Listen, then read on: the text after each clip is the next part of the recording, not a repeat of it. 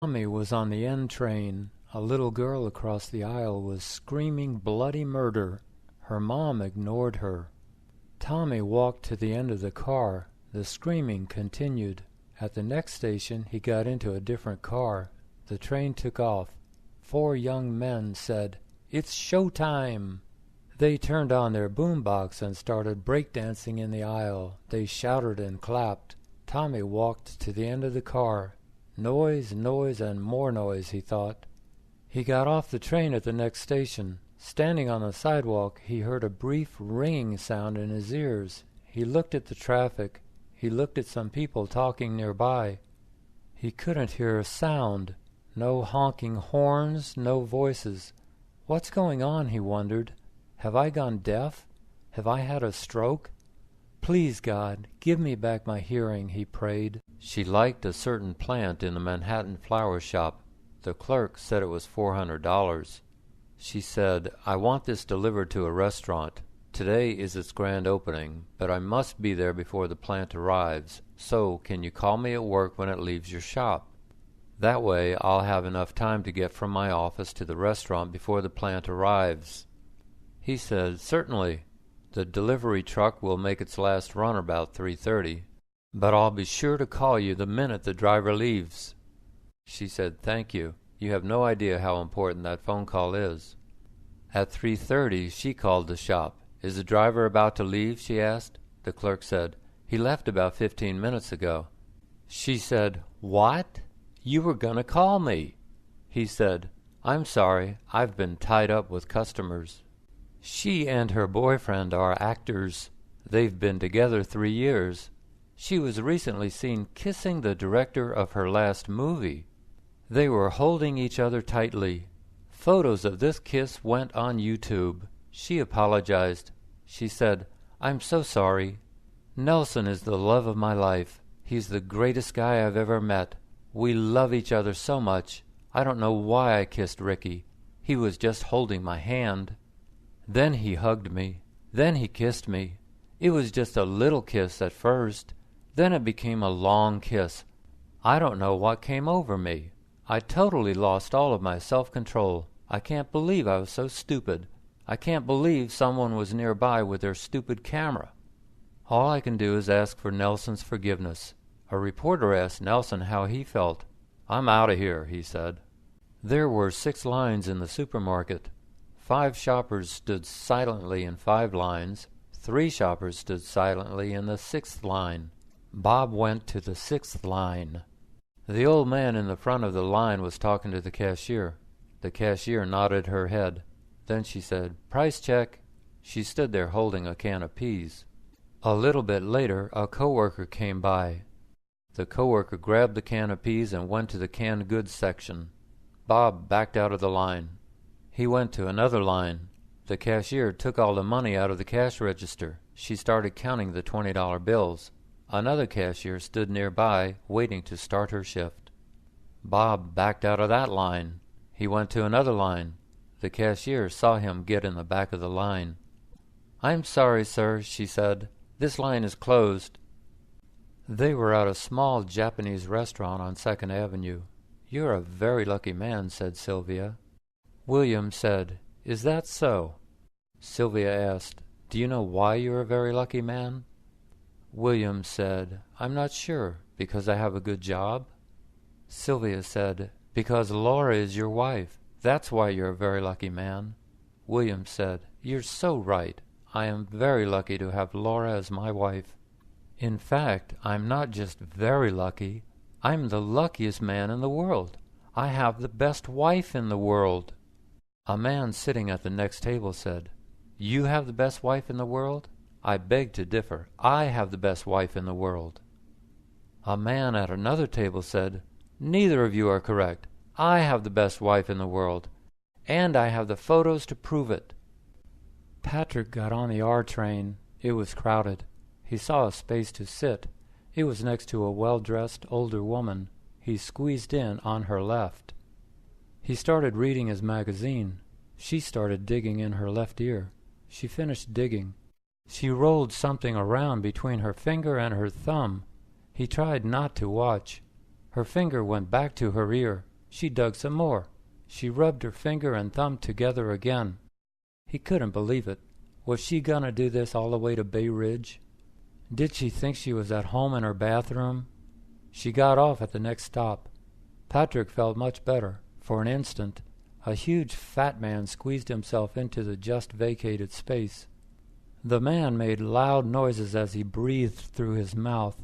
Twice he belched loudly. Patrick changed cars at the next stop. Sometimes Jeff's TV screen turned black. Sometimes the picture froze. He called his cable company. The representative gave Jeff a Sunday appointment. Sunday morning the doorbell rang. Jeff opened his apartment door. It was the cable technician. The tech didn't say hello. He didn't introduce himself. Jeff saw a name printed on the tech's shirt. It said Sam Hall. Sam asked what the problem was. Jeff told him. Sam said, "Show me." Jeff said, "I'll show you the door if you aren't more polite." The tech said, "Show me, please." Jeff said, "Show you what? The problem comes and goes." The tech walked over to the TV. He checked the cable box connection. He checked the connection coming into the apartment. He found the problem. He fixed the problem. Just before he left, he told Jeff, "I need to wash my hands." Jeff said, "There's a Starbucks on the corner."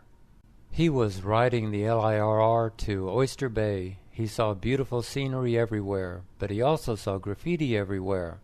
There must be a way to stop graffiti, he thought. He did some research. He developed a design for a graffiti buster. He presented it to a spray paint can maker. The maker was impressed. He said, "I'll put my staff to work on it." A year later, the graffiti buster made its debut. The can contains a camera and computer chip. The camera is one with a nozzle. If a user tries to destroy the camera, he destroys the nozzle. When the software determines that the user is producing graffiti, the can explodes. The back of the can is weaker than the front. Black dye splatters onto the face of the user. The dye fades after about 3 years. The dye contains fortified skunk scent. The scent fades after about a year. It started in Greenwich, England. Hour by hour it traveled west. It hit all the Americas, then it hit Asia, then it hit Russia, Eastern Europe, and Eastern Africa.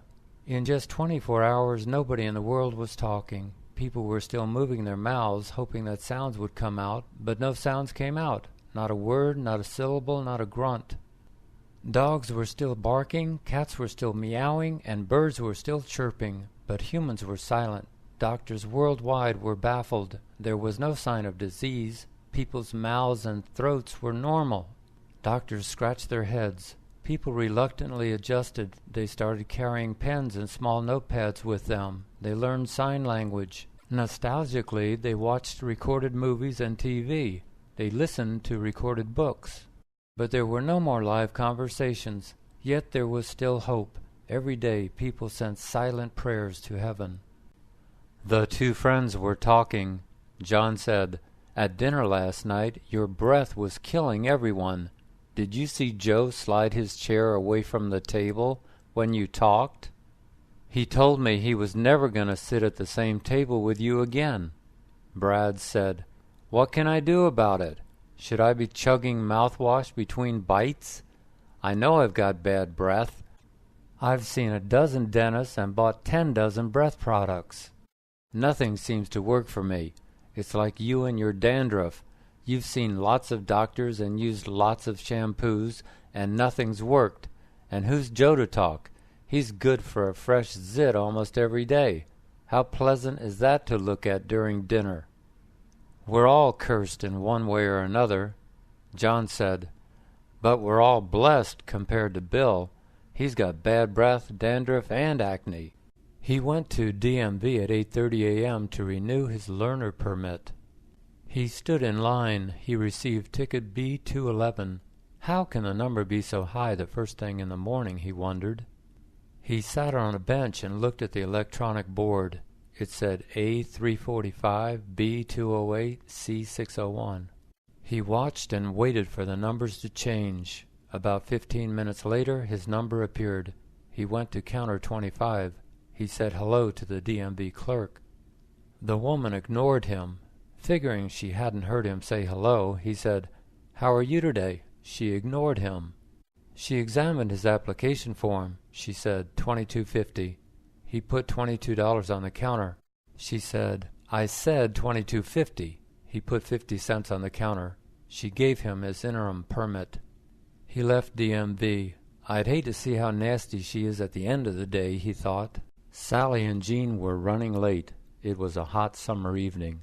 It was even hotter in the underground subway station. Finally the train arrived. It was crowded. The doors opened. Nobody exited. Sally tried to get inside, but a woman was standing near the doorway. She didn't want to yield her place near the doorway. Sally tried to squeeze by. The woman wouldn't budge. Sally finally got into the car. Jean followed. The doors closed and the train took off. The woman yelled past Jean at Sally. "The word is excuse me, do you hear me?" Sally ignored her. She and Jean got off at 86th Street. "What happened in there? Why was she mad at you?" Jean asked. Sally said, "She wouldn't let me by, so I gave her a firm push." He said, "You can't push people." She said, "I know, but I did. She deserved it." Horace was alone in the gym on the top floor of his apartment building. He was facing an open doorway. From out of nowhere, a man suddenly brushed past Horace. Even though there was plenty of room, the man missed hitting Horace by an inch. The man went through the open doorway. Horace followed him. The man started walking up a flight of stairs. He saw Horace. He stopped climbing the stairs. He yelled, "Who are you?" Horace yelled back, "Who are you?" The man said, "I'm the manager of this building." Horace said, "You are? You almost ran over me in the gym. You didn't bother to say pardon me, and now you're yelling at me. Being the manager doesn't give you the right to be rude." The man didn't say anything. He walked up to the door at the top of the stairs. He opened it and disappeared. Connie works in real estate in Manhattan. Her listings were on Craigslist and other websites. One day she decided to consolidate all her listings onto one site. That site was Naked Apartments. She called one of her new clients. She said, "Please visit my new site. It's called nakedapartments.com." Her client visited the site. He called Connie back. He said, "That site's not functioning. It's still under development. Even worse, it's a sex website. It's for people who want a rent-free apartment. All they have to do is let internet cameras spy on them 24/7. Connie said, "What? That's impossible. I've got 100 listings on that site. It's a real estate site. Are you sure you went to nakedapartments.com? He said, "Did you say apartments or apartment?" She said, "Apartments with an S." He said, "Oops, I went to the wrong site." He tried to open a music folder. A dialog box said, "You don't currently have permission to open this folder. Click Continue to access this folder." He clicked Continue. He got a new message. "You have been denied permission to access this folder. To access this folder, you will need to use the Security tab." He clicked the Security tab link. He clicked My Music Properties. He clicked Everyone. He clicked To change permissions, click Edit. He clicked Edit. He clicked Add. He clicked Apply. He clicked OK. He got a message. An error occurred. Access is denied. He wanted to pull his hair out. How could his own computer deny him access to his own folder? How could his own computer be telling him what he could and could not do? It suddenly dawned on him. His computer was actually the son of Hal, the renegade computer in 2001. The one-day seminar was in the Hotel Martinique on 32nd Street. Christie, the presenter, said that people who communicate well are the stars of an organization. They make people want to belong to a team. They infect everyone with their enthusiasm. They are people-friendly. Emily raised her hand. She said, "I've had 3 different jobs. How is it that my manager in each job has been a terrible communicator? It seems to me that the secret to becoming a star is to be mean and rude, not to be friendly and supportive. My current boss yells at someone almost every day, usually in front of others. My coworker went to the bathroom crying yesterday." Others nodded their heads. Christy said, "Yes, some organizations are like that.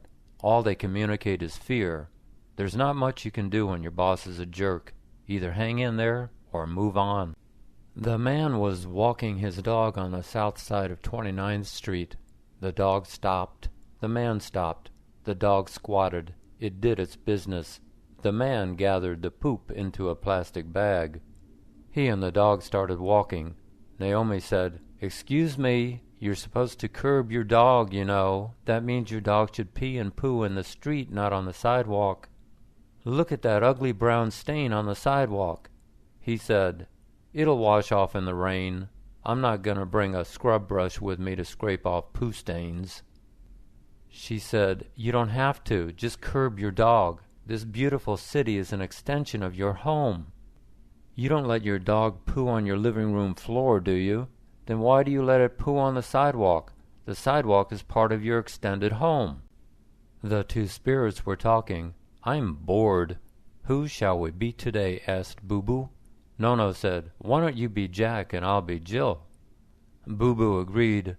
They entered the minds of Jack and Jill. Jack and Jill were at a bar drinking a beer. They always drank one beer after work. Then they always went home. They finished their beers. "Let's have another," Jack said. Jill agreed. They finished 2 more beers.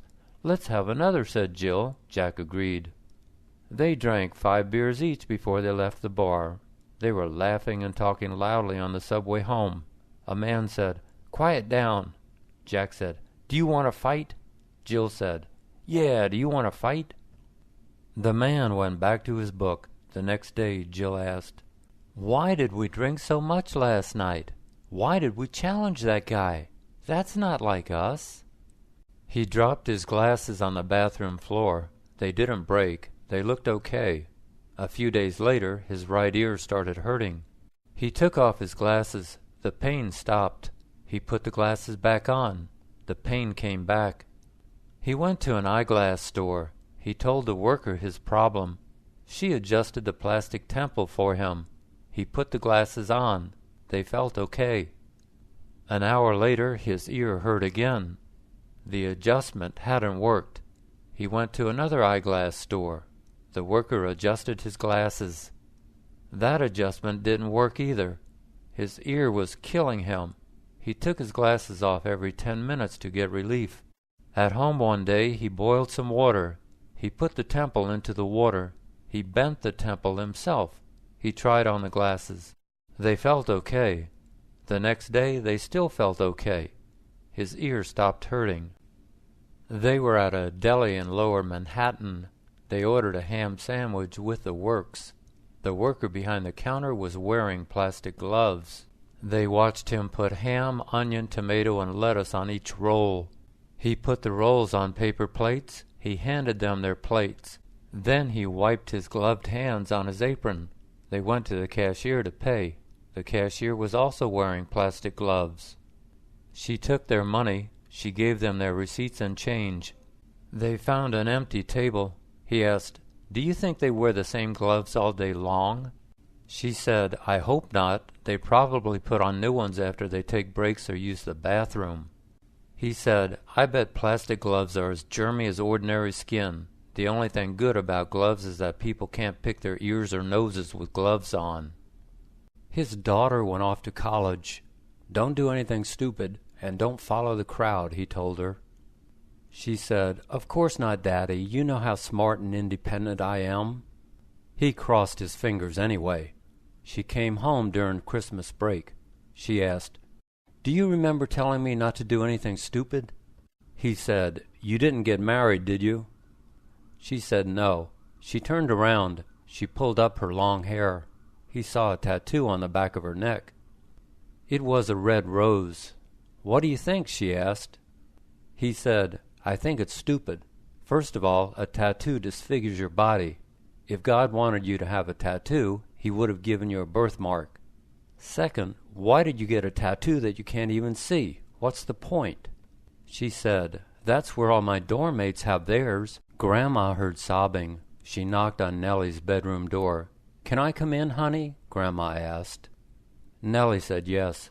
Grandma saw Nellie's wet eyes. She saw tears on her cheeks. She gave Nellie some tissues.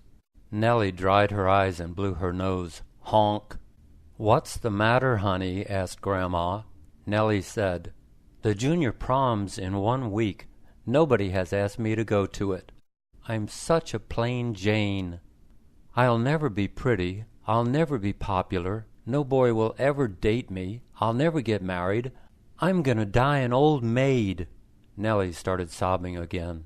Grandma hugged Nellie. She said, "Honey, you're very pretty in your own special way. Don't be jealous of others. That's a waste of your time. Find something you love doing and become good at it. Your passion for that will make you an attractive and happy woman. Now, chin up." Henry had a good job, but he didn't have a girlfriend. "Why don't you have a girlfriend?" his mother asked. "You need a girlfriend so you can get married and have kids. That way I'll have some grandchildren." Henry said, "Do you want me to have a girlfriend, or do you want you to have grandchildren?" His mom said, "Both. So I'm going to find you a girlfriend. I have plenty of friends who have unmarried daughters." A week later she said, "I've found the perfect girl for us. Mary is your age. She has a good job. Her mom says she's looking for a husband." Henry said, "Forget it. I'm not going to date someone who's desperate to get married. She probably isn't married yet because there's something wrong with her." His mom said, "Really? Maybe there's something wrong with you, too. Maybe 2 wrongs can make a right." She felt something in her throat. Oh no, she thought. A tiny spot in her throat was burning. She knew what it was. It was the start of a cold. Where did she get it? It was probably the subway, she thought. There's no telling how many germs are on those metal poles. The next day, her throat not only burned, but it itched. Her nose was stuffed. She had to blow it constantly. She was sneezing and coughing. It hurt her throat to talk. She went to the drugstore. She bought nasal decongestant tablets. Each tablet was good for 12 hours. She bought throat lozenges. She called her boss. She told him she wasn't coming in to work. She didn't want to infect everybody. Her boss said, "Don't worry about it. If I'm going to get a cold, I'd rather get it from you than from a total stranger." Ivan was standing at the drugstore counter. Something struck his leg. It was one of the store's small plastic carts. It was empty. Someone had pushed it toward the counter. He was walking downstairs into the subway station. 3 teenage girls were walking upstairs. He moved over to the far right side of the stairwell. One teen bumped into him. She kept talking to her friends. He was nearing a turnstile from the left. From the right, a businessman held his briefcase high as he stormed past Ivan. Ivan was riding the narrow escalator down to the platform. A skinny woman wedged her way past him. He sat down at the end of the subway bench. A man approached from Ivan's right. A big canvas bag hung on his side. He walked straight toward Ivan. At the last second he veered to his left. The bag scraped across Ivan's shoulder. He was trying to get his soccer-playing daughter to take up golf. "Golf is a good way to meet boys," he said. She said, "Meet boys? I've already met too many boys. Both of my idiot brothers are boys. Half of my classmates are idiot boys." He said, "Be nice. Don't call your brothers idiots. Believe me, you'll change your mind about boys when you get older, and then you'll thank me for introducing you to golf. But until then, you can learn a lot from golf. Golf will teach you valuable people skills. It will teach you honesty and courtesy. It will teach you perseverance and confidence." She said, "But Daddy, I don't need to go to a golf course to learn that. I already learned it at home from you and Mom. Besides, soccer is a lot more fun, and there are no boys in our soccer league." Ned and Jan worked for the Bronx Zoo. They were monkey experts. Elmer was one of 12 monkeys. He didn't socialize much. Ned and Jan tried occasionally to get Elmer to mate, but he firmly resisted those efforts. "Maybe he wants prettier females," joked Ned. Jan said, "Maybe females don't interest him." What did interest Elmer was the TV in the monkey cave. Elmer loved to watch Sesame Street. He not only watched, but he listened. "I think he actually understands the show," said Jan. Ned said, "I think he likes Miss Piggy." One day Jan saw Elmer holding a stick. It looked like he was drawing something in the sand. He finished. She went over to see what he had drawn. Maybe it's a banana, she thought. When she arrived at where he had been drawing, she didn't see a banana. She saw the words, "I don't belong here." He was in Manhattan visiting his mom. They took a walk to Madison Square Park. They saw many people in line for Shake Shack. He said, "This place must be good. Let's try it." She said she had never eaten there. He said, "Well, it'll be a new taste treat for both of us." They waited in line for 30 minutes. He ordered a hamburger, fries, and a shake for each of them. He ordered shake sauce. The clerk gave him his receipt and a beeper. 10 minutes later, the beeper went off. He brought their order back to their outdoor table. He dipped a fry into the shake sauce. It tasted like Thousand Island dressing. "This sauce is nothing special," he said. A few bites later, she said, "This meal is nothing special. It's good, but it's not worth waiting 40 minutes for. All these people must be tourists." Street vendors were selling rainbow flags. People were wearing rainbow shirts. Women had rainbow hair. Manhattan was Rainbow City for a day. The Gay Pride Parade started just north of the Empire State Building. Music blasted from floats. Participants waved from the floats. Spectators jammed the sidewalks. Big signs were on the floats. One said, "Don't hide your pride." Another said, "One world, one love, let's share it." Another said, "Love yourself." Another said, "The Episcopal Church welcomes you." A shirtless young man was wearing tight pink shorts. He had glitter on his face. Big fairy wings extended above his shoulders. "Today and Halloween are the best days of the year," he said to a reporter. The reporter asked why. "Because they're the only 2 days I get to wear this outfit. The rest of the year, people don't appreciate my fairy wings and pink shorts. They call me names." She hated standing in lines. Lines at the post office, lines at the drugstore, lines at the supermarket. The line world needed an app. She had one in mind. She called it N-Line. The app was an avatar. The avatar had her credit card information. It stood in line for her. When it got to the front of the line, it paid her bill. She described her app to her friend. He was a computer programmer. He said, "First of all, avatars are only in movies and online. It'll be years before they're part of everyday life. An avatar can hold your place in line. It can pay using your credit card info. But it can't carry your packages. If you're in line at the supermarket, it can't push the cart. What are you going to do about that?" She said, "No problem. Just wait till version 2.0 comes out." He took his son to the Intrepid Museum at Pier 86. They stood in line in the hot sun for about an hour. He bought 2 tickets. They took the elevator to the flight deck. Airplanes and helicopters were on view. They went into the Space Shuttle Pavilion. "The Enterprise is huge, Daddy," said Paul, "but it always looks so small on TV." His dad took pictures of Paul and the Enterprise. They went to the other decks of the ship. There were many things to see and do. They toured the Growler submarine. They walked around the Concorde supersonic passenger plane. They took home brochures and memories. "What did you like best?" Mom asked Paul. He said, "The roller coaster ride in the simulator was the best. We wore 4D glasses and all my coins fell out of my pockets. It was better than the cyclone at Coney Island." He had a bad cold. He was coughing up phlegm. He was blowing his nose constantly. The wastebaskets were full of used tissues.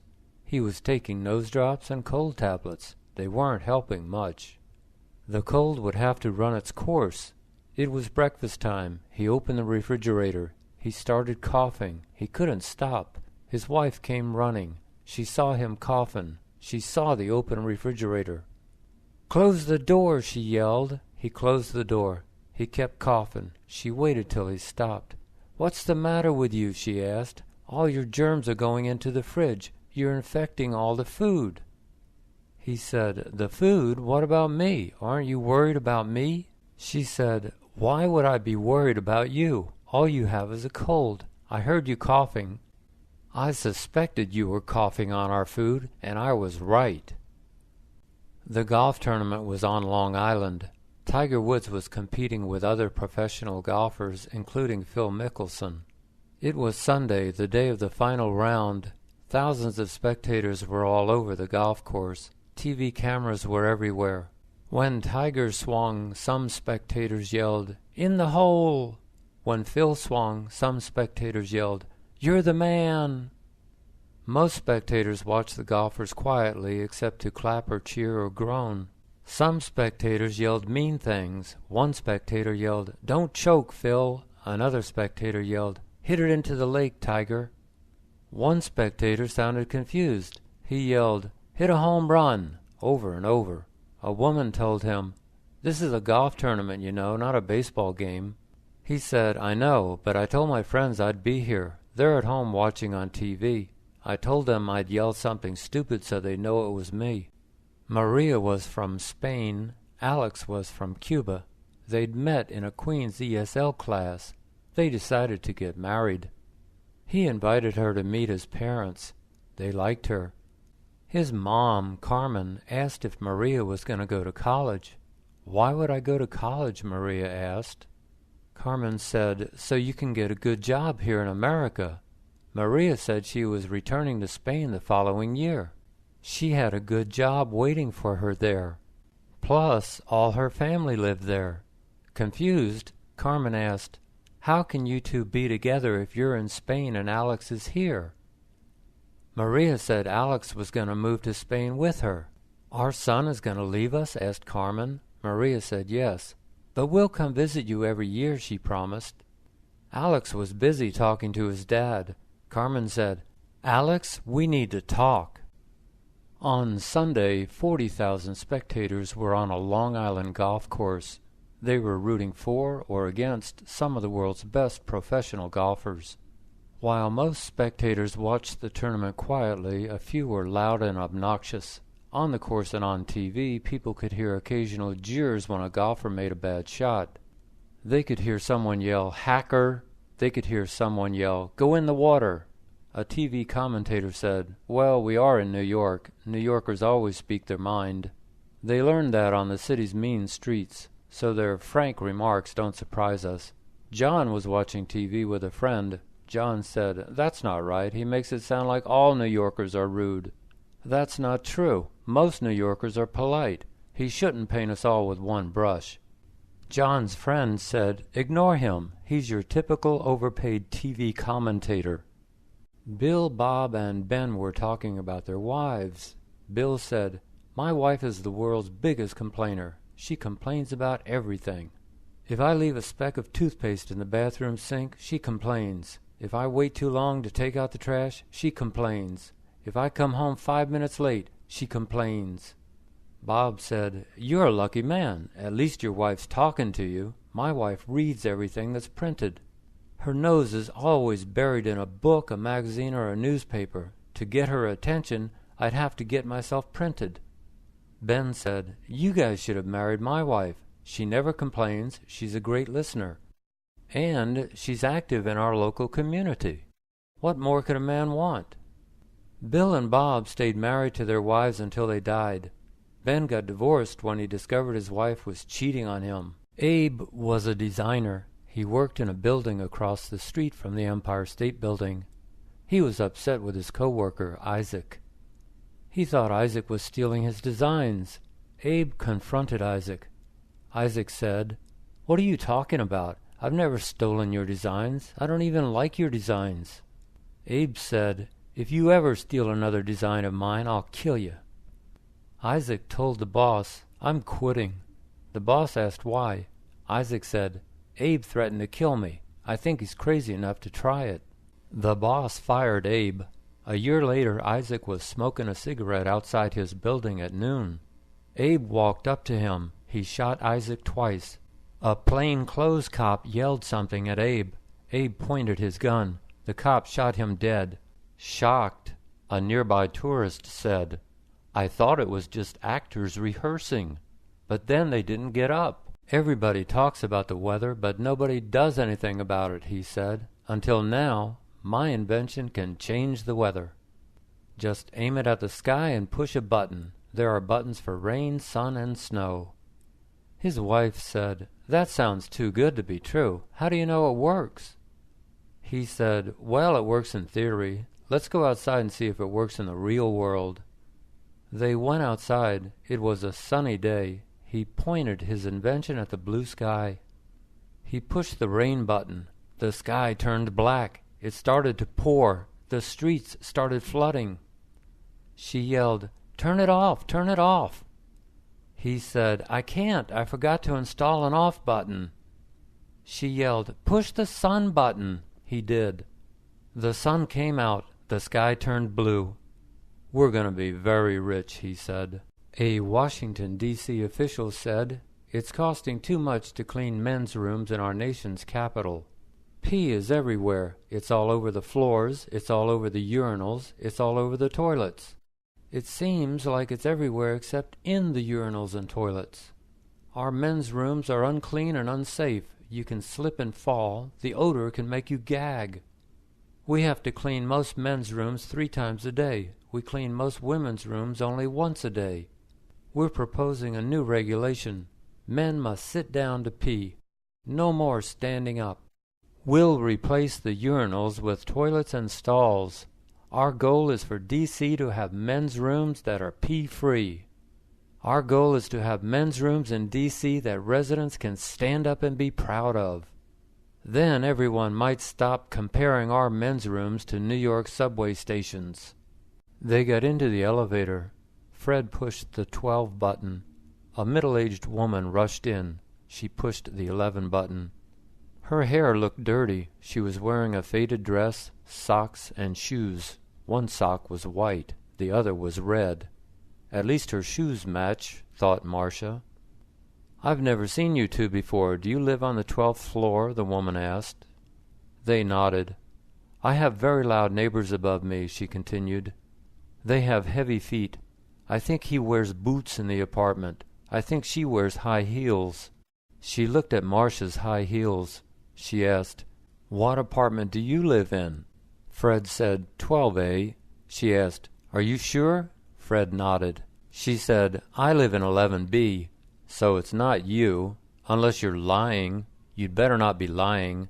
The elevator door opened and she got out. Fred and Marcia looked at each other. He walked to Battery Park and back. When he got home, he took off his T-shirt. "Phew," he thought. His armpits didn't used to smell that bad after a long walk. Is this the aging process, he wondered. He wiped his armpits with alcohol wipes. The odor disappeared. He went to the drugstore. He bought a different brand of deodorant. The next day he rolled on the new deodorant. He took another walk. When he got home, he took off his T-shirt. He couldn't smell anything. Good, he thought. The deodorant worked. He took a shower. He tried to wash his armpits. He couldn't do it. All his armpit hairs were matted together. He finished his shower. He looked in the mirror. A white paste covered his armpits. He grabbed some alcohol wipes. He scrubbed his armpits hard. After a while, they were no longer white. They were bright red. He Googled formulas to make me invisible. He found a formula that used common ingredients. He boiled them. He drank the broth. He waited. He checked the mirror. He could still see himself. He found another formula online. It didn't work either. He combined the ingredients from both formulas. He boiled them and drank the broth. He waited. He felt something. He looked in the mirror. He couldn't see his head. Well, this is better than nothing, he thought. He walked out to his car. He drove into town. People in other cars pointed at his shoulders and stared. He parked his car outside Starbucks. He walked inside. Somebody screamed. Somebody fainted. Somebody ran. He got in line. People got used to looking at him. A kid walked up and asked, "What happened to you?" He said, "I wanted to be the invisible man, but I'm just the invisible head." The governor of New York approved a change. "The I Heart New York logo is getting a little tired," he said. "We need to energize it. We need some new logos to get more tourists to visit more of our state. New York is a lot more than just New York City. Besides, everyone's copying our logo. You can't go to another city, state, or country without seeing I heart blah blah blah. The designer of the original logo, which first appeared in 1977, was perplexed. "What's wrong with my heart? Now it's chopped liver?" he asked. The new logos emphasize various features of New York State. They include a waterfall and a wine bottle. The waterfall represents Niagara Falls. The wine bottle represents Finger Lakes. "This isn't going to work," said Ryan. "Nobody's going to say, 'I waterfall New York' or 'I wine bottle New York.' That's not catchy. It doesn't even make sense." "Mirrors are destroying our nation's productivity," the dictator said in a nationwide broadcast. "Too many people are spending too much time looking in too many mirrors. Everybody wants to be on TV or in the movies, or look like somebody on TV or in the movies. Enough already. We all have jobs to do. We can't do our jobs if we're busy thinking about our looks. Looks aren't that important. Look at me. I look terrible. Do I care? No, because I'm too busy running this country. If I spent hours a day looking at myself in the mirror, our country would go to pot. So tomorrow I'm destroying all the mirrors." The people balked. His wife said, "Can you blame them? How can people, especially your own wife and children, live without mirrors?" He said, "Okay, you're right. Instead, tomorrow I'm destroying all the TVs and movie theaters." Pat hadn't seen her sister Mary in a couple of years. Mary was visiting with her husband John and their son Jackie. He was 5. They sat down for dinner. Pat couldn't help noticing that Jackie was a loud eater. He ate with his mouth open. He made smacking noises with every bite. After dinner, Pat took Jackie aside. She said, "Jackie, try to eat with your mouth closed. People don't like to see food in other people's mouths. People don't like to hear loud smacking sounds at the dinner table." Jackie nodded his head. The next morning, everyone gathered at the table for breakfast. Jackie ate half a buttered roll. "Am I doing okay, Aunt Pat?" "I'm keeping my mouth shut while I eat," he said proudly. Pat rolled her eyes. "Yes, you're doing a good job," she said.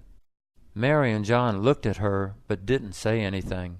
Jay's niece, Sonia, 30, sent him a wedding invitation. She had finally found Mr. Right. Jay called his dad. Jay said, "Congratulations, you might be a great-grandpa again next year." His dad didn't seem too happy. Jay asked, "Is something wrong?" Dad said, "A year ago Sonia dropped by so we could meet her fiancé. She introduced him to me as the world's cheapest grandpa." Jay said, "She was joking, right?" Dad said, "She was dead serious." Jay said, "She meant it? Shame on her. You weren't cheap. You and Mom struggled to raise 6 kids.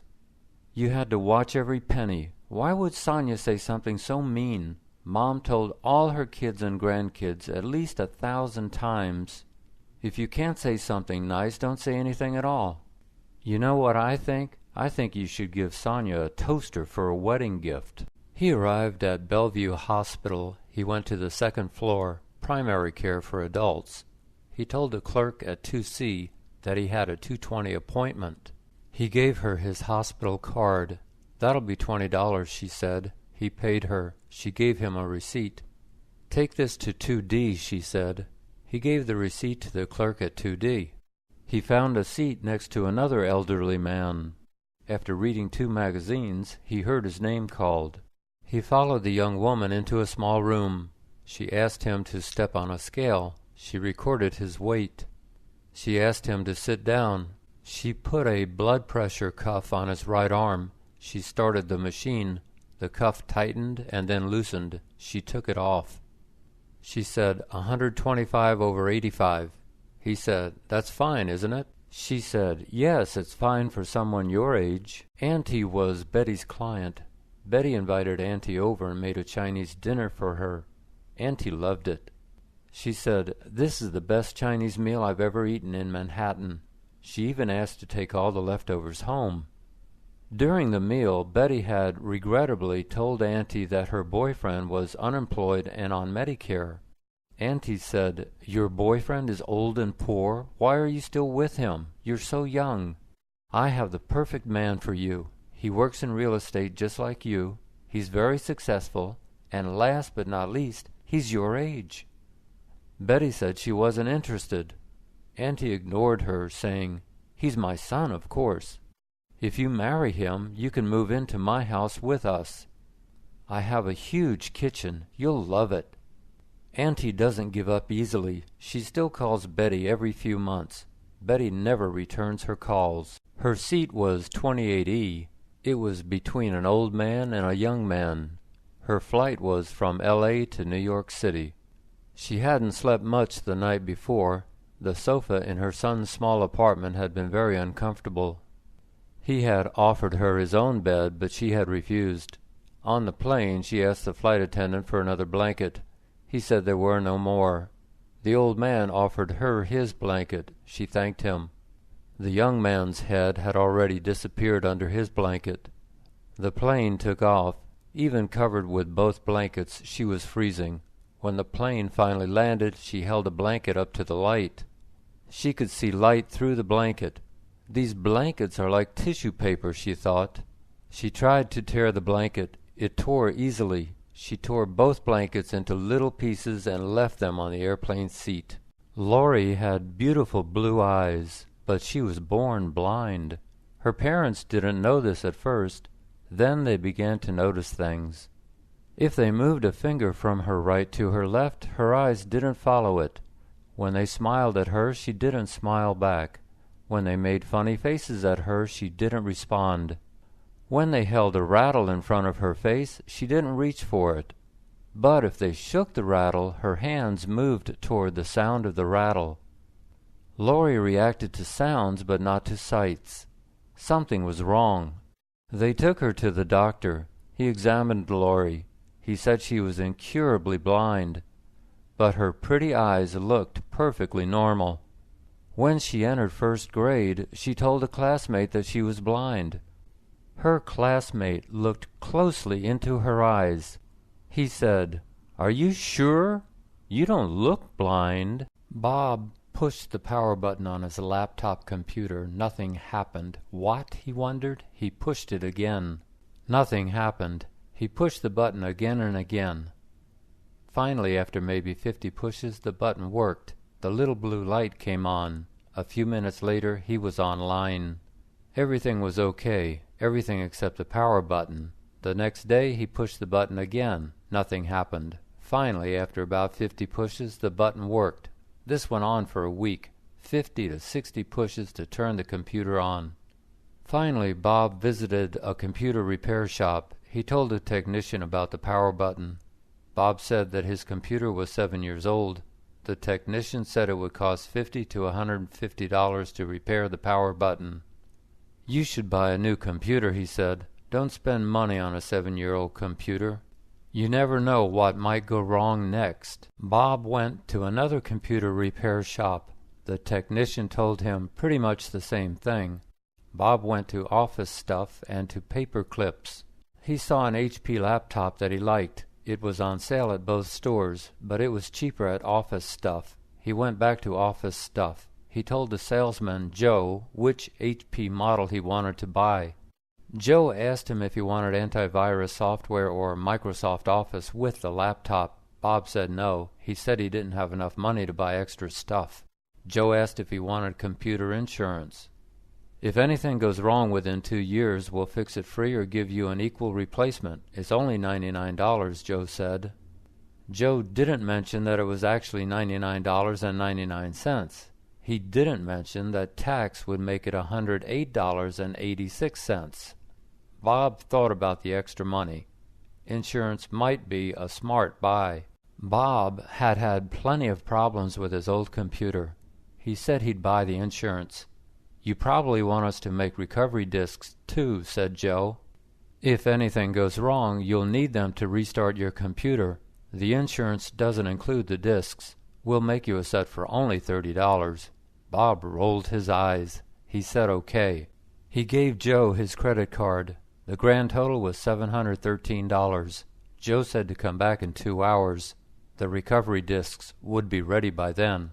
Bob returned 3 hours later. "Just a few more minutes," said Joe. 1 hour later, Joe gave Bob the disks and the new computer in a black cardboard box. He didn't apologize for making Bob wait. He didn't thank Bob for shopping at office stuff. It was 9:20 p.m. The store had been closed for 20 minutes. A man was already vacuuming the floor. Bob took his new computer home. He was happy to have a new computer. His old computer had had one problem after another. Sometimes Bob thought there was an evil spirit inside it. Sometimes he would be typing in one paragraph and the letters would appear in the previous paragraph. Sometimes the screen would minimize or maximize while he was typing. Sometimes the arrow pointer would freeze. It wouldn't move again until he unplugged the computer, plugged it back in, and restarted it. The computer was on its third hard drive. The computer had had problems from day one. Right out of the box, the M key didn't work. He had to ship the computer back to the manufacturer to fix the M key. He had spent hours on the phone talking to technicians in India about one problem or another. Tossing the old computer out would be a joy. Bob went into his bedroom. He wanted to transfer some files on his old computer to a flash drive. Then he would unpack his new computer. He lifted the lid of his laptop. He pushed on the power button. The computer turned on instantly. What? Bob wondered. He transferred the files. He turned off the computer. He looked at it suspiciously. He pushed the power button. Please don't turn on, he thought. The computer turned on instantly. Now what, he wondered. He could return the new computer. But if he returned it, he suspected that the power button would immediately stop working properly. Was the evil spirit testing him? He didn't return the new computer. I'll just use the old computer until I completely wear out the power button, he thought. 2 months later, the power button was still working properly. The new computer still sat in its unopened box. The printer was not even 2 years old. Suddenly it developed a mind of its own. On its own, the printer made 6 copies of nothing. On its own, the printer scanned a blank document. It was its own boss. Jeff was no longer in control. When Jeff clicked on print, the printer did nothing.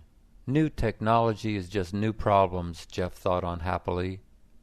Jeff called the 800 number for HP. Brian answered the phone. Jeff described the problem. Brian said it was a hardware problem. He also said the printer was out of warranty. For $59.99, tech support might be able to fix the problem, but there was no guarantee. He offered to ship Jeff a brand new printer for only $99.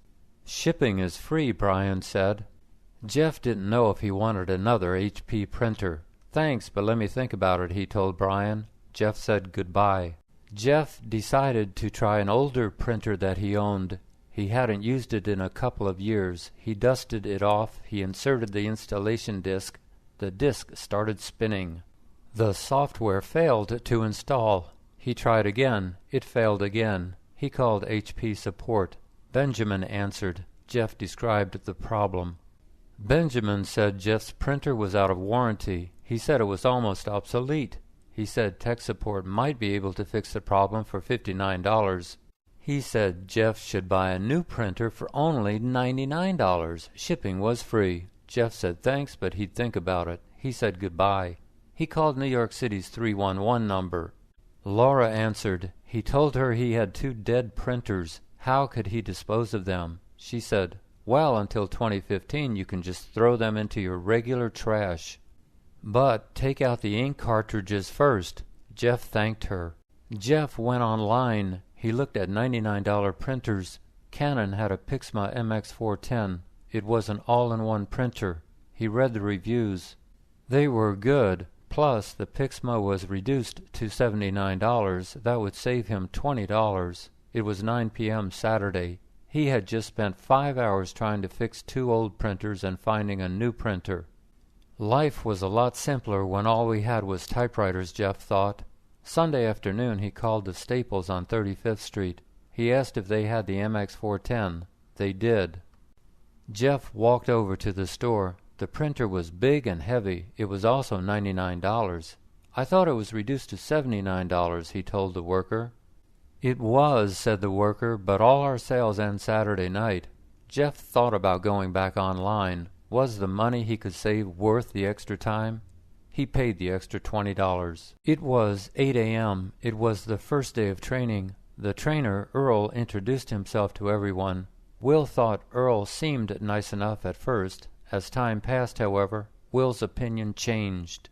Earl did not like many of Will's questions. He said Will's questions were too negative. Will said his questions were realistic, not negative. Will saw a change in Earl's responses to his questions. Earl would shake his head before answering. Earl would roll his eyes before answering. Earl would say, "I said," loudly and slowly before answering. Earl would stare at Will silently for a few seconds before answering. Earl would answer sarcastically. One time Earl turned on his computer before answering. He typed and printed out the answer to Will's question. He silently handed the printed answer to Will. That did it for Will. He had had enough. Earl was not going to disrespect him again. Later that afternoon, Earl sent everyone out to take pictures for practice. He said to return by 4:30 sharp. Will and Keisha went to 2 vacant apartments. Keisha took lots of pictures. Will took only a few.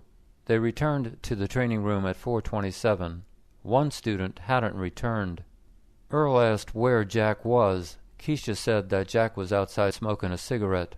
Will went to the restroom. He came out a couple of minutes later. The training room had glass walls. The sliding glass door was open. Will saw Jack. He was back in the training room. Earl saw Will approaching. "Walk faster," Earl said. Will was amazed. "He's telling me to walk faster from the bathroom to the training room," Will thought angrily. Earl shouted, "I said walk faster." Will walked slowly into the training room. He shook his fist in Earl's face. "Walk this," Will said. He had just returned from gambling in Atlantic City. "My luck continues," he thought, as he saw a parking space close to his apartment building. He whistled as he parked his car. He lifted his 3 big suitcases out of the trunk. He put them on the sun-baked sidewalk. He parked one suitcase against his car. He rolled the other 2 into the lobby. He returned to his car. The suitcase was gone. He looked up and down the street. He looked all around. He called the police. A policewoman asked, "Why would you leave your suitcase unattended on the sidewalk? People steal suitcases, you know, especially when they have wheels." He said, "Yes, but this is the Upper West Side. It's quiet, it's safe, it's crime-free." "It's not at all like where I used to live." She asked, "And where was that?" He said, "The Lower East Side." They took a limo to JFK Airport. When they arrived, she got out of the limo. She said, "I already paid the driver to take you back home. I've paid for everything." An hour later, Melvin gave the driver $20, saying, "Thanks, here's your tip." The driver thanked him. Melvin entered his apartment and called his wife. She was still waiting to board her plane. He said he had tipped the driver $20. She said, "Why? I had already tipped him. I told you I had paid for everything." What a greedy driver, Melvin thought. He had accepted 2 tips for 1 ride. A month later, Melvin called the driver to get another ride to JFK. The fare alone was $50. When Melvin and his wife arrived at JFK, he gave the driver $50 exactly. Melvin said, "Remember last time? You accepted 2 tips for 1 ride. Now we're even." He was at CUNY on 5th Avenue. It was the presidential election. Would Obama win again? 8 volunteers were inside a small room downstairs. He showed a volunteer his driver license. She couldn't find his name on her list of registered voters. She sent him to another volunteer. His name wasn't on her list either. She gave him an affidavit and a ballot. While he was filling out the affidavit, the woman behind him was complaining loudly. She said, "Why can't you find my name? You people couldn't find my name last time either. I'm a registered voter. There must be another list. Have you checked all the lists? Why do I have to go through this every time?" Hurricane Sandy had just destroyed thousands of area homes. Newly homeless families were sleeping in shelters. "This woman is crying," he thought. just because she has to fill out an affidavit. On an uncharted island, a scholar was trying to find Amelia Earhart. Instead, she found Pablo. He was skinny and naked. His white hair and beard dragged along the ground. She started asking questions. "How'd you get here? How long have you been here?" Pablo said he'd jumped ship when he saw this island. He was tired of being at sea. He was tired of listening to his crewmates. He was especially tired of Ferdinand. "Ferdinand who?" she asked. "Ferdinand Magellan," said Pablo. "He is such a crazy man." She was astounded. Magellan and his crew were last in the Pacific about 1521. If Pablo was telling the truth, he was now over 500 years old. She asked Pablo what he'd been eating all these years. Pablo dug into the wet soil. He showed her a handful of earthworms. "Just these," he said, as he offered her a live worm. They got on the N train. Jane stood there for a second. Then she spun on her heel and started walking out of the car. Cliff looked around. He saw a little man holding a white styrofoam cup. Cliff followed Jane out of the car. They entered another car. The train left the station. Cliff asked what the problem was. She said, "Didn't you smell him? Sometimes I wish I had your nose." The end door opened. The little man entered their car. He mumbled something to nearby riders and held out his cup. Jane quickly walked to the opposite end of the car. Cliff didn't move for a moment. Then he smelled something. Good grief, he wondered. How can one person smell up a whole car? He walked to the opposite end of the car. At the next stop, they got off that car and waited for another train. She walked up to the drink machine. She fed it $1 bill. She pushed the button for a cherry soda. The machine buzzed. Then it said, "We're so sorry. We cannot accept your money for this product. It has calories and you are overweight. Please select a calorie-free product. We suggest you try a bottle of refreshing spring water. That would be button number 4. She angrily pushed the button for a cherry soda again. The machine buzzed louder and longer. It said, "Perhaps you didn't understand. Please push the button for the language you speak." She pushed the Chinese button. The machine continued in English. "You cannot fool us. We know who you are. We are protecting you from yourself. Please select a calorie-free drink. After you've lost 25 pounds, you may push the cherry soda button up to twice a week."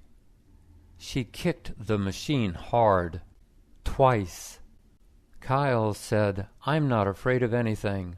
Jenna, Kyle's older sister, said, "You're still a little baby. Halloween is next week. I'll bet I can scare you." He laughed. "What are you going to do? Jump out of the closet? Wear a scary mask? Nothing will work." She said, "We'll see who gets scared next week." On Halloween night, Jenna took Kyle trick-or-treating. He was dressed as a construction worker. He even wore steel-toed boots. By 10 p.m., his bag was full of candy. They started walking home. Suddenly, the Joker leaped out of some bushes. Jenna was startled. Kyle was unfazed. "Gimme that bag," said the Joker. Kyle kicked the Joker in his shin. He cried ouch and hobbled away. They continued walking. Kyle said, "I hope your friend limps for a week." Jenna said, "I have no idea who that jerk was. You are brave." Mason's brother-in-law, David, was scheduled for surgery. "It's his heart. They're gonna saw through his sternum," said David's wife. "He'll be in the hospital for about 5 days. It'll take him about 5 months to recover fully, but he should feel a lot better after surgery. Right now he can't even walk without huffing and puffing." Mason bought a get-well card for David. Then he remembered something. His 2 other brothers-in-law had been in the hospital within the past 2 years. They had had surgery too. He hadn't mailed a get-well card to either of them. If he mailed this card to David, the other 2 might hear about it. They might feel offended. But if he didn't mail a card to David, he might feel offended. Mason mailed the card. Hopefully the other 2 will get sick again, he thought. Then he could mail them get-well cards too. She pulled her small cart into the apartment building elevator. She had just been grocery shopping. She pushed the button for the 9th floor. A man was already standing inside. He said, "Hi, I'm new here in Manhattan. Can you tell me where I can buy groceries?" She said, "Hi, sure.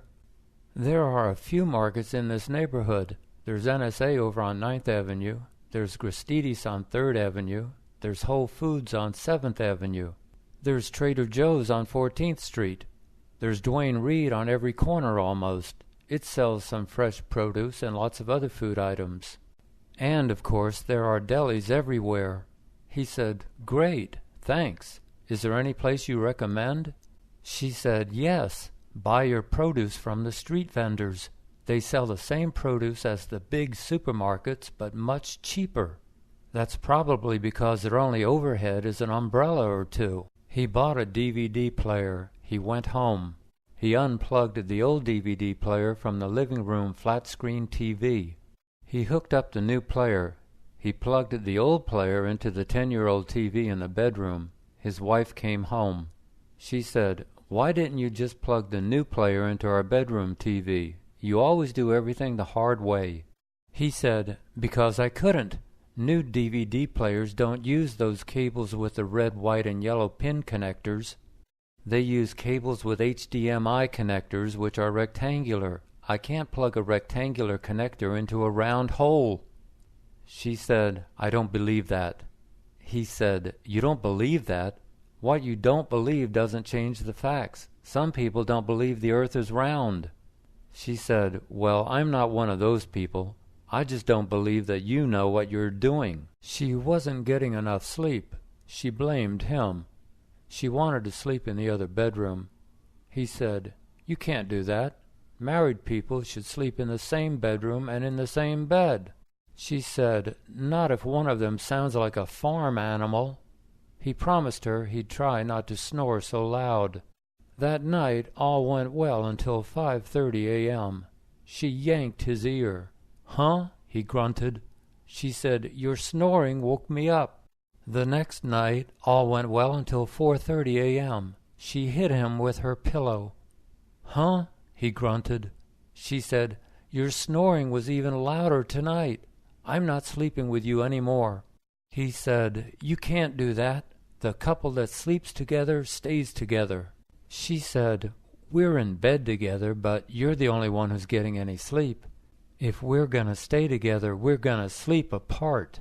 A 17-year-old girl in Ohio has Sleeping Beauty syndrome. Julie appears to be perfectly normal. She's an excellent student. She has good friends at school and church, but occasionally she has spells. During these spells, she sleeps up to 18 hours a day. Her mom says, during the other 6 hours, she walks and talks, but she's not all there. She doesn't even know that she's having a spell. John and I just watch her to make sure she doesn't hurt herself. If she wants to go out, one of us always accompanies her. When a spell ends, she remembers none of it. She's had 4 spells since she was 7. The first one, of course, scared us half to death. The longest one lasted 60 days. We've taken her to several doctors. They say only 1,000 people have it worldwide, so there's no cure and there never will be. Luke entered the classroom. He saw one empty desk. It was the last desk in the far row next to the wall. He walked over to it and sat down. An old man was sitting in front of him.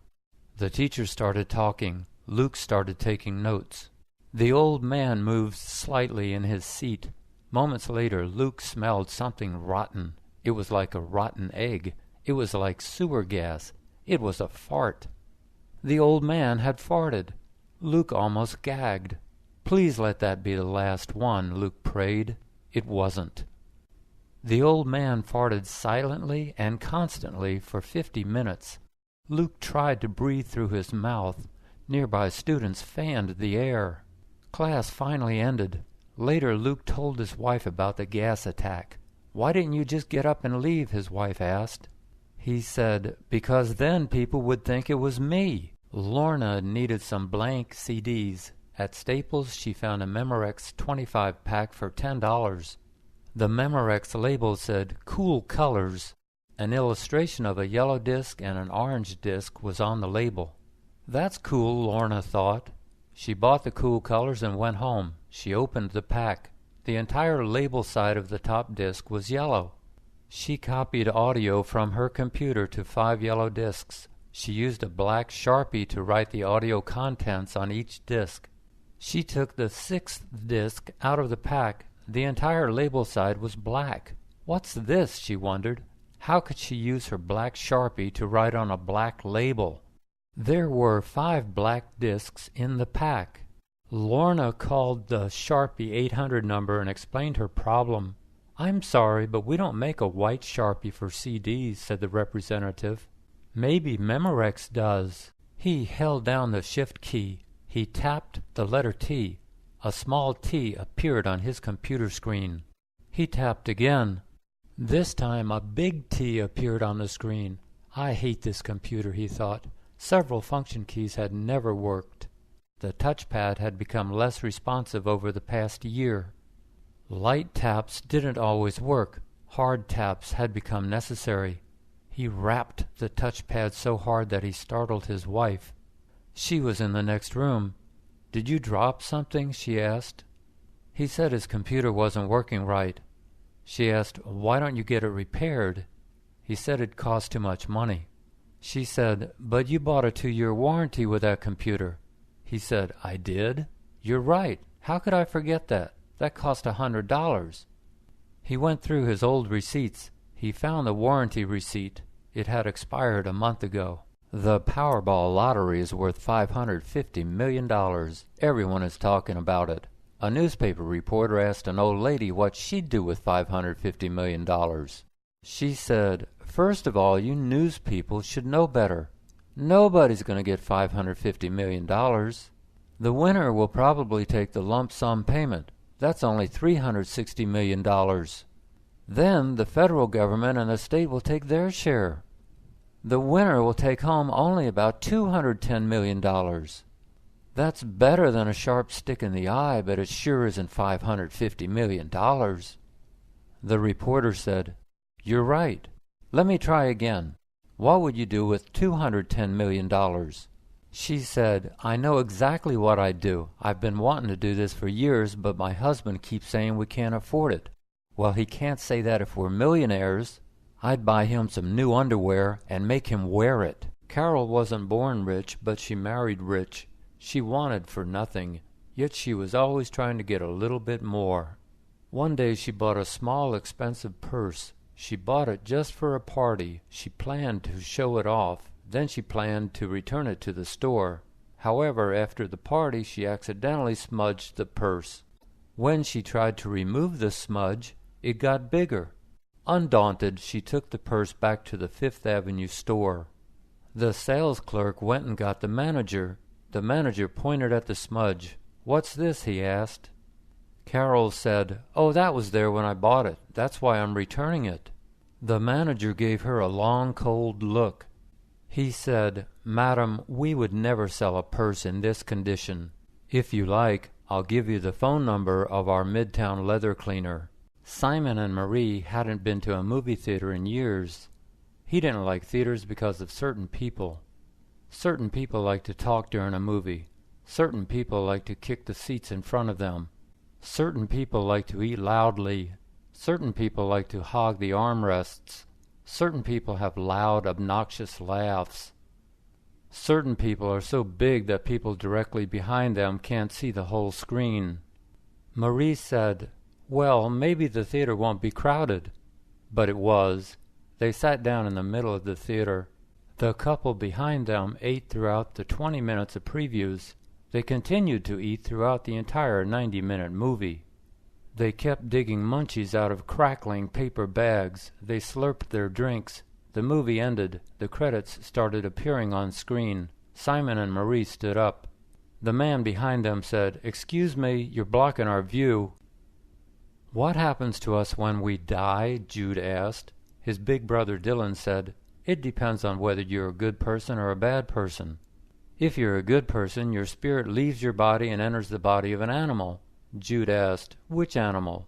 Dylan said, "Whichever animal you love most. For example, if you love eagles, you'll become an eagle. On the other hand, if you're a bad person, you'll become the animal you hate most. For example, if you hate cockroaches, you'll become a cockroach. Jude groaned. He said, "I hate cockroaches." He asked, "What if someone doesn't love or hate any animals?" Dylan said, "Their spirit will become part of the sky." Jude said, "Who wants to be part of the sky? I'm going to be a tiger when I die." Dylan said, "Great, but remember, you have to be a good person first." "Did you hear the news?" Jane asked her husband. Justin asked, "News about what?" She said, "The Hostess Company is going bankrupt." He asked, "Who or what is the Hostess Company?" She said, "Only the most important company in the world. Have you ever heard of Twinkies? Have you ever heard of ding-dongs? Have you ever heard of ho-hos?" He said, "Of course. Hasn't everybody? It just slipped my mind that those are Hostess products." "So, are they going to stop making Twinkies? If so, you'd better start stocking up." She said, "I don't have to. Another company is going to buy Hostess out. It'll continue to make all the snack cakes. The only thing different is that thousands of workers will lose their union jobs." He said, "That's too bad." She said, "Yes, it is. But the important thing is that I'll have a happy sweet tooth." "Look here," Ryan said. "Hugh Hefner, founder of the Playboy Empire, is getting married." Ryan's wife, Coco, asked, "Who would want to marry that old goat? What is he, 100? Ryan said, "No, he's only 86, and his new wife is going to make him feel even younger. She's only 26. Coco said, 26? Shame on him. He's old enough to be her great-grandfather, and shame on her. She's young enough to be his great-granddaughter. What could the two of them possibly have in common? They both like to eat ice cream?" He said, "Apparently their age difference doesn't matter to them. They're in love." She said, "Yes, they are. He's in love with her body, and she's in love with his money." Ryan said, "Yes, he is her sugar daddy, that's for sure." Coco said, "No, he isn't. He's her sugar daddy's. 3 of them wrinkled up into one." Randy had received a robot for his last birthday. Hal had wheels and a cute face. He could talk. Randy adored Hal. He called Hal his baby brother. Hal could follow commands. If Randy said, "Follow me," Hal followed him. Of course, Randy told Hal to follow him everywhere. When Randy ate, Hal sat next to him. When Randy slept, Hal slept next to him. There were many buttons on Hal's remote control. If Randy pushed button number 6, Hal would spin around. Randy would laugh. After Hal stopped spinning, Randy would ask, "Are you dizzy?" Hal would say, "Let's do that again." Randy would laugh and push button number 6 again. Randy loved to watch Hal spin around. One day Randy's mom said, "Honey, soon you're going to have a real baby brother. Does that make you happy?" Randy said, "Yes, then I'll have 2 brothers to spin around." Jerry's brother Dean was years older than Jerry. Jerry and his wife were visiting Dean and his wife. It was shortly after their mom's funeral. Jerry said, "No more funerals for me. I went to Dad's, I went to Mom's. Enough is enough. I want to remember people living on their feet, not lying in their casket." Dean said, "So when I die, you're not coming to my funeral? A funeral is for showing love and respect. I want you to be there." Jerry said, "You won't care if I'm there or not. You'll be dead." Dean said, "Yes, but I'm alive now. What you're saying is very upsetting to me." Jerry grunted. "Okay, if it eases your mind, I'll be there." Later, Jerry told his wife he had lied. She said, "Everyone's going to know you lied when you don't go to Dean's funeral." Jerry said, "Everyone except Dean." A huge meteorite crashed into the Atlantic Ocean. Babies who were sound asleep in Asia heard the impact. The meteorite went through the ocean bottom. It created a hole deep in the earth. All the seawater from the Atlantic started rushing into the hole. As the seawater got closer to the Earth's molten core, it sizzled and evaporated. The rushing seawater pulled all the fish into the hole. The fish sizzled and evaporated. The whole world smelled like fish. People who stepped outside for fresh air got fish air. In just 2 weeks, all the oceans and all their fish disappeared. Sunken ships were newly visible everywhere. The world's governments convened. They wanted to divvy up the ocean floor fairly. Real estate agents were overjoyed. Said one, "Who said God isn't making any more land? Who said rising sea levels are a problem? That meteorite was a gift from heaven." "Stand clear of the closing doors," the subway train recording announced. The young woman on the platform didn't want to miss the Q train. She stuck her right foot between the doors. The doors closed on her sneaker like a bear trap. The train started moving slowly. The woman screamed, "Help! Stop!" To keep up with the train, she started hopping on her left foot. Riders in the car dashed over to the door. Travelers on the platform did too. At least 8 hands tried to pull the doors apart. People on the platform and the train were yelling and screaming. The conductor stopped the train. The doors opened. The young woman almost fell onto the platform, but someone caught her. The doors closed. The train took off. A female rider said to her husband, "She could have been killed." He replied, "You'll never see my foot between those doors again." An Arizona woman tried to run over her husband after the presidential election. The husband told a reporter, "She's crazy. She's a crazy Republican. All she talks about is politics. She didn't used to be like this. She used to be normal. Now she's turned me off the whole voting process. Tuesday night she asked me if I had voted for Romney. I said I hadn't voted for anyone. She exploded. She said I hadn't done my civic duty. The next day she tried to run me over. Well, after I somehow escaped with my life, I did my civic duty. I called the cops. How's that for civic duty? And she wants people to vote? I hope the jury votes 12-0 to put her in jail. When she gets out, she can look for a new husband. I hope she marries a politician. They'll deserve each other." "Mom, I saw the most interesting people on the subway car today," said the 12-year-old schoolgirl. "You'll never believe this, but I swear it's true. I saw a fisherman with 3 fish in his basket. I saw a man in a brown bear suit. He was holding the bear head in his lap. I saw a woman with a green plant as big as she was. I saw a man playing the accordion. I saw a balloon woman with 9 balloon heads but no human head. I saw a rollerblader with his rollerblades on. I saw a little boy with a long brown tail like a rat. Can you believe I saw all those interesting people on one subway car?" Her mom said, "Of course I can, honey. I adore that poster by Sophie Blackall. And guess what? If you look closely, you'll see that there are 2 of everyone." Pete was telling Lionel about his company's latest product. Pete said, "It's super thin body armor. It sprays on, or you can bathe in it. Just pour a small bottle of it into a bathtub of water. It's like a second skin, but you can't see it or feel it. It doesn't block your pores from breathing, but it does block most bullets and knives from penetrating your skin. You'll feel the bullet or knife strike you, but it won't hurt. More important, it won't kill you." Lionel said, "Wow, that sounds like a killer product. Every soldier, cop, and paintballer's gonna want it. Probably most criminals, too. When's it going on sale?" Pete said they weren't quite ready. They still had to solve one big problem. "What's that?" Lionel asked. Pete said, "We don't know how to remove the armor." Lionel said, "Why bother? Who would want to?" Sally wanted a teddy bear for Christmas. On Christmas Eve, she asked her mom, "Is Santa going to bring me a teddy bear?" Her mom said, "Yes, if you've been a good little girl. Have you been naughty or nice this year?" Sally asked, "What's naughty?" Mom said, "Naughty means bad. For example, did you tell a lie this year?" Sally said, "Oh no, Mommy, it's wrong to lie."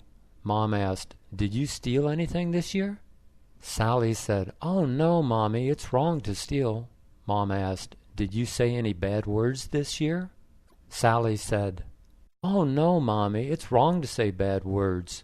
But Daddy sure did. He said lots of bad words." Mom said, "Well, that's why Daddy won't be getting a new TV for Christmas." Sally said, Poor Daddy. If you wash his mouth out with soap, then will he get a new TV? Peter wet the bed regularly. His dad yelled at him whenever he wet the bed. The yelling made Peter nervous. Being nervous made him wet the bed the next night. Whenever Peter wet the bed, his sister teased him.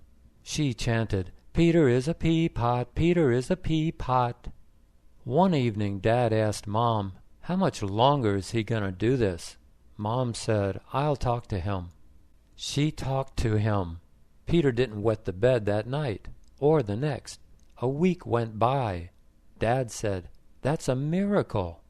"What did you say to him last week?"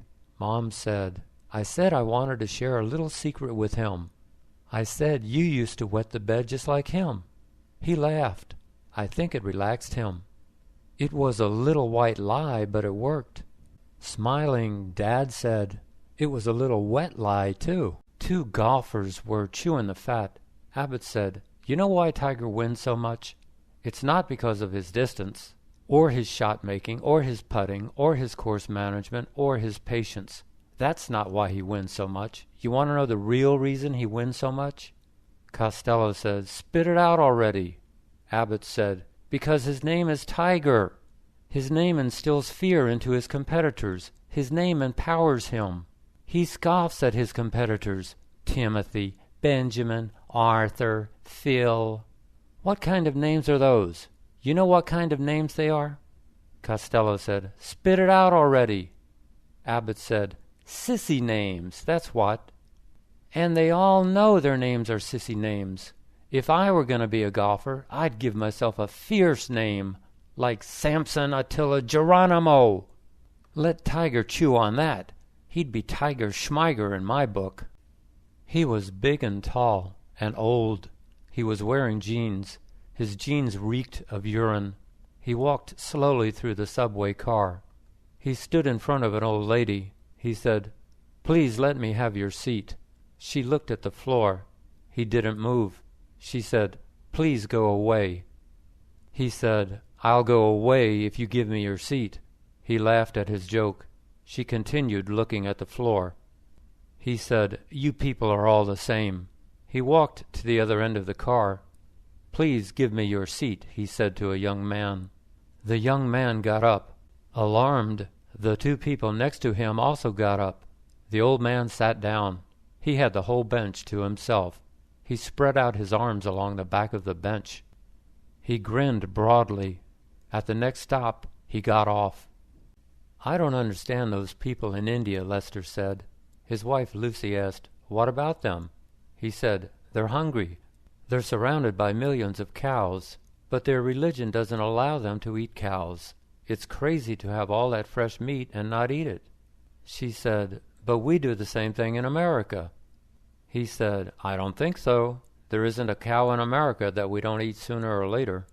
She said, "I'm not talking about cows. I'm talking about cats and dogs. How many million strays do we put to sleep every year? First we put them in shelters. Then, if nobody adopts them, we put them to sleep. Then we bury them or burn them or whatever. We should eat them. Pet meat is still meat." Lester said, "Eat our pets? Forget it. That's un-American." Lucy said, "Well, eating cows is un-Indian." He said, "Boy, new TVs are so cool. Now we can stream internet movies directly to our TVs.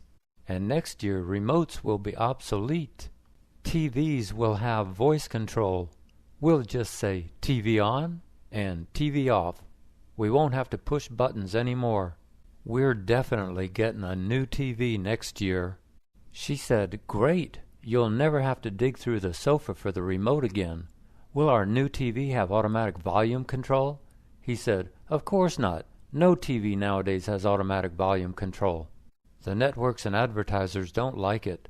They want their commercials to be twice as loud as the program.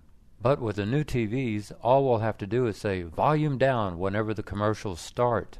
She asked, "You're okay with that?" He said, "Well, I guess it's progress." She said, "No, progress is AVC, like we had 30 years ago. My son the polar bear," Dad said, Every New Year's Day you and 1,000 other Coney Island loonies jump into the freezing ocean. How stupid is that?" Nick said, "It's not stupid, Dad. It's fun, it's free, and it's healthy. And we do it every Sunday in the winter, not just on New Year's Day. Look at what you do every Sunday. You spend $20 for golf balls, which you usually lose, and $50 for greens fees. You stand around for 6 hours in the heat, cold, or rain waiting for the golfers in front of you to mosey out of the way. And you come home upset because, as usual, you didn't break 100. Now, how stupid is that?" Dad said, "Don't knock it till you try it." Nick said, "You're right, Dad. Don't knock it till you try it. Come join us for a dip next Sunday." "Mommy, is it okay to lie?" Annika asked. Mom said, "Of course not, honey. Where'd you get that idea? A lie destroys the trust between people. It's hard to ever regain that trust. Honesty is always the best policy. If you lie, not only will you lose your friends, but your conscience will nag at you." Annika asked, "Does your conscience nag at you, Mommy?" Mom said, "No, dear. Why should it?" Annika said, "Because you lied to me, Mommy. You said there was a Santa Claus, but now I know better. There is no Santa Claus." Mom said, "That wasn't a lie, honey. When you were younger, Santa used to be very real for you. You believed in him. Remember how often you left out cookies for him? Telling little kids about Santa isn't a lie, honey. It's a tradition. You'll see when you have kids of your own." Brad walked into Wall-Brown's. He swiped his rewards card. He said, "Avatar, appear." His avatar appeared. Brad said, "Unscented deodorant, all brands." He followed the avatar down the escalator. The avatar hovered at the deodorant section. It shined a bright light on the shelf containing unscented deodorant. Brad selected a container. He opened the top. He sniffed the contents. He couldn't detect any scent. "This'll do," he thought. He said, "Avatar, disappear." The avatar disappeared. Thank goodness for avatars, Brad thought. Most stores had avatars now. An avatar could find anything instantly. All a shopper had to do was follow his avatar to each item. Shopping was now a little more pleasure, a little less torture. Progress had finally arrived for befuddled shoppers. Brad took the escalator back upstairs. He groaned at what he saw. A dozen people were standing in line. There were 6 registers. There were 2 clerks. Boris called his cable company. He said, "Last night I went to sleep with my TV on. This morning the TV was still on, but the screen was black. There was a big orange rectangle on the screen. It said, 'Weekly required test.' The clock on the cable box said 4:30, but it was actually 7:15. I tried to turn off the TV with the remote. Nothing happened. I tried to turn off the cable box with the remote. Nothing happened. I unplugged the cable box. Then I plugged it back in. But the correct time didn't appear on the cable box. Instead, numbers appeared. Number 1, number 2, number 3. When the count-up got to 100, it started all over again. It's still doing it. What's going on?" The representative didn't know. She talked to her supervisor. She told Boris, "My supervisor says your cable box flunked the test." The unopened box contained a bar of soap. He dug under the end flap with his thumbnail. He couldn't pry the flap open. He tried to dig under the other end flap. He couldn't pry that flap open either. "This is a simple cardboard box," he thought. "Why is it sealed like Fort Knox?" He grabbed a knife and sawed through the box. "That's it," he thought. He was tired of wrestling with packages in order to open them. He went to his basement. After many months of effort, he developed his instant opener. He took it to trade shows. Manufacturers loved it. What was it? A quiet, tiny bomb. To activate the bomb, all a customer had to do was pull on a piece of string on the outside of the package. The tiny bomb was just strong enough to open any package. It didn't even make a mess. The bulletin board ad said, "Human-sized teddy bear for sale. Paid $100, asking $50. Next to those words was a color photo of just the teddy bear. It looked new and lovable. But he wondered, how big is this bear? How big is human size? Humans come in all sizes, from infants to sumo wrestlers. Then again, he thought, what does size matter anyhow? It's half price. Valentine's Day was coming up. It'd make a nice gift for his girlfriend. She liked teddy bears. He called her up. He told her about the bear. She asked, "Are you going to buy it for your niece?" He said, "Actually, I was thinking it'd make a sweet Valentine's Day gift for you. You like teddy bears." She said, "You're thinking of giving me a used teddy bear for Valentine's Day? Go ahead, and I'll get you something even sweeter."